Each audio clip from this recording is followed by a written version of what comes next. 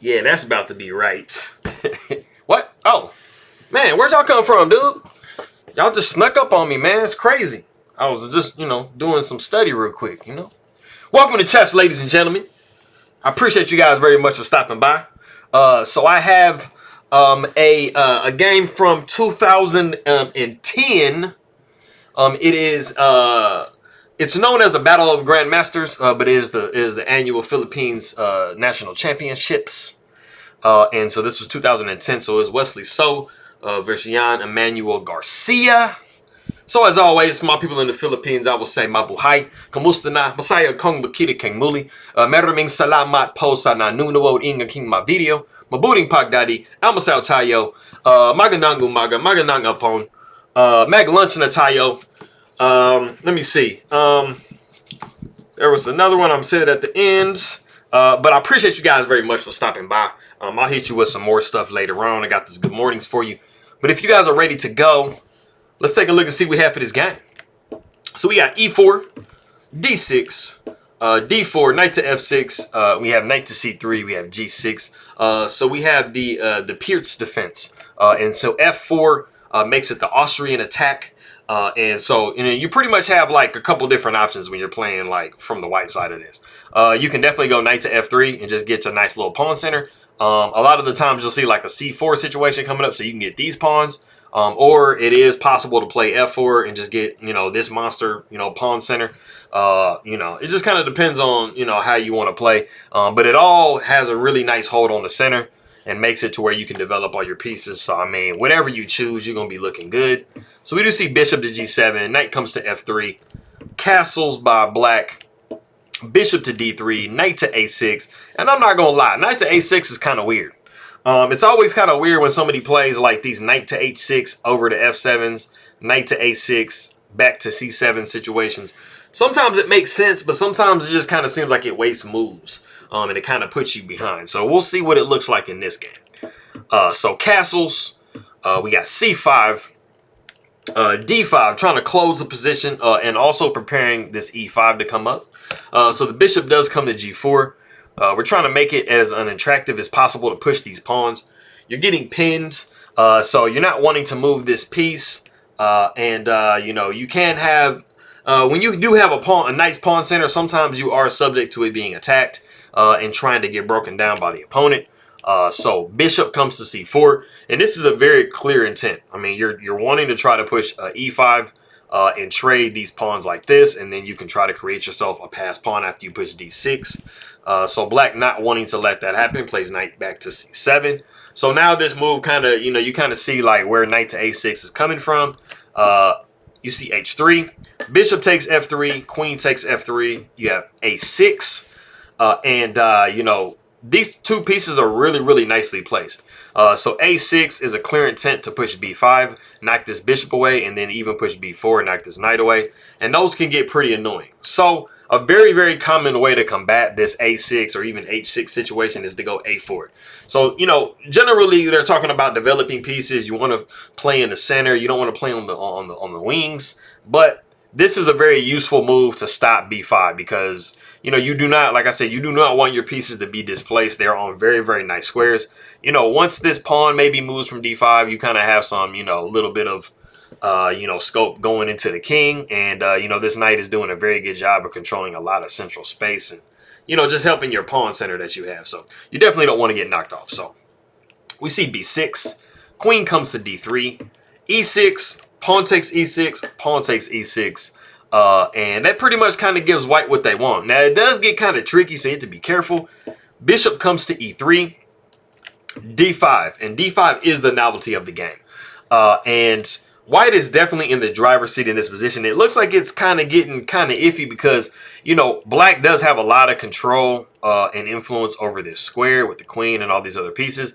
So it kind of looks like you might be subject to a fork coming up, like if you're not careful, right? We see pawn takes D5, pawn takes D5, and then we see rook A to D1. And this is a very sneaky move because, of course, you're looking at this bishop, on this diagonal going towards the king, like I said, if D5 moves. And so it might look like it kind of throws a piece away in this position, but there is a very big logic behind the move. So we actually in the game see king to h8. But if black gets a little bit too greedy and thinks that he can like weasel out of the situation, you would see pawn takes c4, queen taking on c4 with check. Knight would come down the block, knight would take, rook would take, and then you have to find a really good spot for your queen. Queen to e8 is going to be the most accurate because, you know, you are sidestepping discoveries, and also you're putting an attack on this bishop. So after rook to d6 with check, the king would go to h8, and then rook f3. As you can see, white is like a lot farther forward than black is, and all their pieces are out, and they're actually doing pretty good. So they have definitely a nice initiative in this position. But going back to what we saw in the game, you'll see that it's still good for white, but it kind of changes just a touch. King to h8, knight takes d5, knight takes d5, a bishop takes d5, knight takes d5, and then you have queen takes d5. And as you can see, like the situation is very similar to what we saw a second ago, but it's just slightly different. Queen comes to e8, and you actually have to be very careful in this position right here because you do have an undefended bishop, and if you don't go to the right square, like, you know, you're defending this pawn right here, so you can't really go bishop to f2. You really don't want to have to go bishop all the way back to c1 because this is like retreating and it's just putting yourself in a much more defensive position. You know, and then rook would come over to d8, and this is kind of bad. But you definitely don't want to get in a situation where you know, you maybe lift the rook up like you did in the other position and see rook to d8 because now you're losing like your queen kind of pretty much. We did actually see in the game, we saw queen going back to b3, and as you can see, either one of those moves, like, you're doing a little bit of retreating. So, you know, you've kind of like gotten on your back foot a little bit. You don't have the initiative the same. We see c4, so it kind of further attacks black, or further attacks white. Queen takes b6, we see rook to b8, and then we see queen to c5. And actually this position right here is better for black a little bit. But it takes a very specific move to play. And what we actually saw in the game was rook takes b2, and that is actually not the move. The move in this position was actually rook to f5, gaining a tempo on the queen and trying to push the queen into, you know, a worse square. Also, the queen has to remember that it's holding this bishop, so there aren't a lot of places that the queen can really go. So you're pretty much probably forced to go queen to a7, but I mean, you can just kind of get like bothered like for a little while. So after rook takes b2, we see bishop to d4, and then rook takes c2, and this is actually very fatal. This is, I mean, you seem like you got your pawn back. Everything seems fairly equal. Like we have the same material, dark square bishops, but this is actually very dire. So rook f comes to e1. This knocks the queen away. Queen comes to a8. You take bishop takes g7 with check. King takes g7, and then you have rook to d5. And I mean, like, you have to block the mate. Like, you can't be like, you know, going and crazy attacking and forget that you have checkmate like set up here on g2. I have my own experience where I was up an entire rook in a game, and I was playing somebody that was way lower rated than me in a tournament, and this file was open, I mean, this person had their rook here and the queen here, and I literally just like spaced out for a second and moved my rook somewhere. I think I moved my rook like up here or something, and then she just smacked her queen down in my face, and I was like, ha! How do you be so winning and you lose? Like, it was horrible. It was one of the worst defeats I've ever gotten because it was like so horribly winning. I was up like a pawn and an entire rook, and it just was like, how do you drop checkmate in one? It's insane. So everybody, I think, has dropped checkmate in one, and you just can't believe it when you're like, I can't believe I got made it. Anyways, so we do see rook takes f4. We see rook to e7 with check, and you see the king is starting to like get kind of like uncomfortable, right? The king comes down to h6, and then we have reached a point in the game that if you do want to stop the video and pause it and see what like killer move Wesley So played in this position, go ahead and do so. All right, so yeah, it's kind of nice. It is a rook sacrifice. And for those of you that came up with the move, rook to h5 with check, congratulations, you found the mating combination that's coming up. There's so many different mates in the position, but this actually starts the checkmates. I'm not sure. I didn't look at this. I don't think this is actually anything. I think this just gives your rook away because it's not as forcing. But this is forcing because now there's only one option that your opponent has, and it's pawn takes h5. After pawn takes h5, let me get this here.